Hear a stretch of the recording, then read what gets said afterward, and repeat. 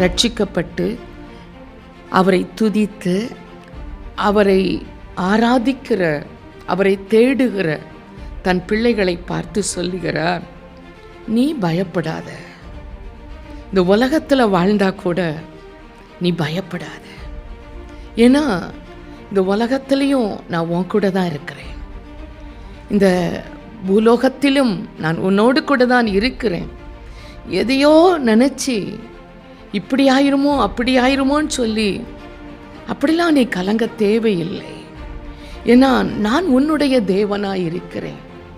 நான் உன்னுடைய தேவனாய் இருக்கிறபடினால் உனக்கு எவ்வளவு பலன் வேணும், உனக்கு எவ்வளவு தைரியம் வேணும், என்ன காரியத்தை எப்படி செய்யணும், உனக்கு எந்த இடத்திலெல்லாம் மனுஷ தயவு வேணும், எந்த இடத்தில் தேவ ஒத்தாசை வரணும், எந்த இடத்திலெல்லாம் நான் உனக்கு முன்பாக வரணும் என்று சொல்லி அந்த சகாயத்தை எல்லாம் நான் பண்ணுவேன்.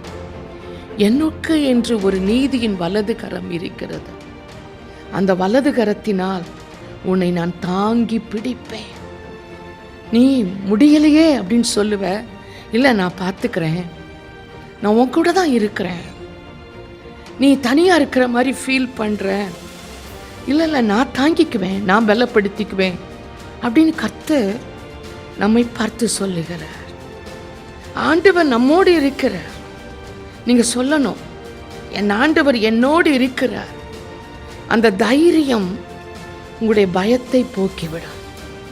அடிக்கடி சொல்லணும், ஆண்டவர் என்னோடு இருக்கிறார், என்னோடு தான் இருக்கிறார், நான் தனியாக இல்லை.